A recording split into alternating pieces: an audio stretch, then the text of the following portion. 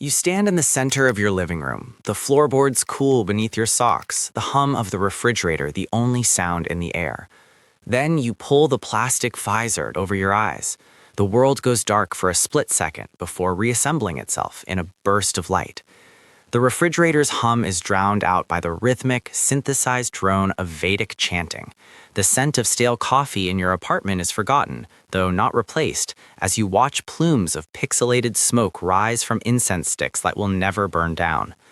You are standing in the marble courtyard of a temple that occupies 0 acres of physical land. Welcome to the Metaverse Mandir. We are entering a new epoch of religious history, one where the sacred is being encoded into binary. Take a walk through the digital corridors of the ISKCON Dwarka Metaverse node. Here you see figures, avatars with glowing skin and customized robes, prostrating before a radiant, high-definition deity. These are not non-player characters. They are real people, logging in from Toronto, Mumbai, and London, sharing a synchronous moment of worship in a space that exists nowhere and everywhere. This is the dawn of faith tech, a rapidly expanding sector where theology meets technology, and it challenges our most fundamental assumptions about what it means to be present before the divine. But as we navigate this digital sanctum, a subtle dissonance arises. We are creatures of flesh and blood, evolved to experience the holy through the sensorium of the body. In a physical temple, the experience is a symphony of sensation: the coolness of the stone floor, the heat of the camphor flame, the smell of jasmine and sandalwood, the vibration of the bell ringing in your chest. Here, in the render, there is a haptic void.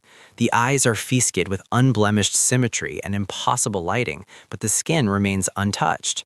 The prasad cannot be tasted, the holy water cannot be sipped. We are witnessing a worship that is purely optical and auditory, stripping religion of its tactile weight. Yet the investment in this disembodied divinity is massive and growing.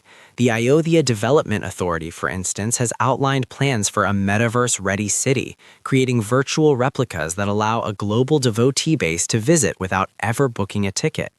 This signals a seismic shift in how we map the sacred. For thousands of years, religion was geographically anchored. To find God, you had to move your body to specific coordinates on the map, to the riverbank, to the mountain peak, to the consecrated ground. Now, the anchor is being lifted. The holy site is no longer a location, it is a bandwidth-dependent service. We are moving from a faith defined by territory to a faith defined by access. The question that lingers in this pristine, glitch-free sanctuary is unsettled. When we upload our devotion to the cloud, does it reach the heavens, or does it merely echo in the server? Is this digital worship heresy? To the traditionalist, the idea of bowing to a collection of polygons might seem like the ultimate act of illusion, Maya within Maya. It feels sterile, a video game masquerading as a ritual. However, before we dismiss the VR headset as a tool of spiritual decay, we must dust off the archives of orthodox practice. When we dig into the Sanskrit manuals of liturgy, we discover that Hinduism has been practicing virtual reality for thousands of years. It is called Manasik Puja. In the ancient texts, the sages described a form of worship that required no physical items, no flowers, no lamps, no idols. This was mental worship, considered by many schools of thought to be superior to external ritual because it demanded absolute concentration.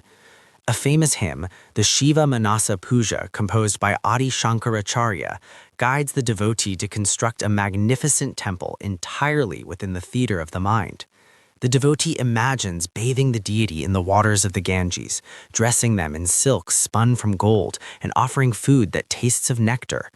If performed with perfect focus, this internal act is considered as valid, if not more so, than any physical ceremony.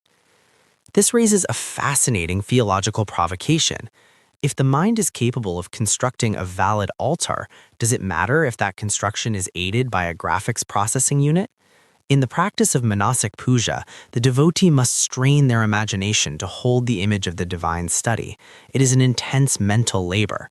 The VR headset, in a way, externalizes this labor. It provides the visualization that the untrained mind struggles to hold. It is a technological crutch for the ancient technique of bhavana, or creative imagination. We might argue that the metaverse is simply a high-tech manifestation of this internal capability.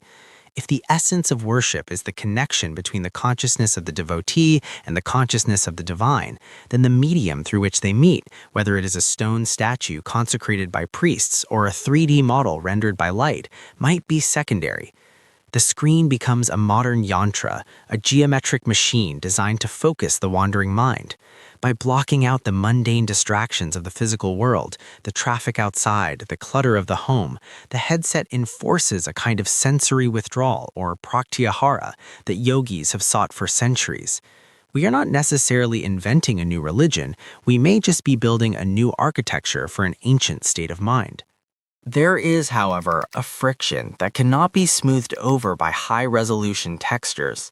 While the mind may be satisfied by the digital image, the soul of pilgrimage has traditionally been forged in the fire of difficulty.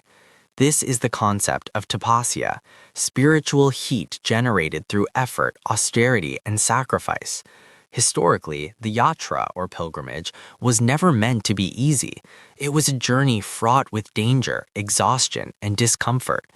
To walk barefoot up the steps of a hill temple, to endure the cold of the Himalayas, to sleep on the hard ground among strangers, these were not inconveniences, they were the payment for grace. The shedding of comfort was the shedding of ego. The VR temple offers what we might call frictionless grace. It promises the destination without the journey. It offers the darshan without the dust. When we remove the physical struggle from the equation, do we also remove the transformative power of the ritual? There is a sociological risk here of commodifying the divine, turning the profound encounter with the sacred into on-demand content, consumable in between Zoom calls and Netflix binges. If the gods are always available at the click of a button, does their value diminish? The scarcity of the sacred was part of its power. Yet we must temper this critique with the reality of the human condition. We must consider the paradox of presence. For the 80-year-old grandmother whose knees can no longer climb the temple steps, or for the devotee living thousands of miles away with no financial means to travel, the metaverse is not a shortcut, it is a lifeline. For them, this digital window is the only way to stand before their deity. In this light, technology becomes an agent of radical mercy, democratizing access to spaces that were once the privilege of the able-bodied and the wealthy. We are left standing on a precarious bridge between two worlds. On one side, the ancient demand for sweat and soil, the belief that the body itself must be an offering. On the other, a digital future that offers inclusivity and omnipotence, stripping away the barriers of time and space. As we move forward, we have to decide if we are diluting the very essence of pilgrimage, or if we are finally realizing the Vedantic truth that the temple was never really outside of us to begin with. The headset comes off, the chanting stops, and you are back in your living room. The silence returns. But the question remains, were you ever really there?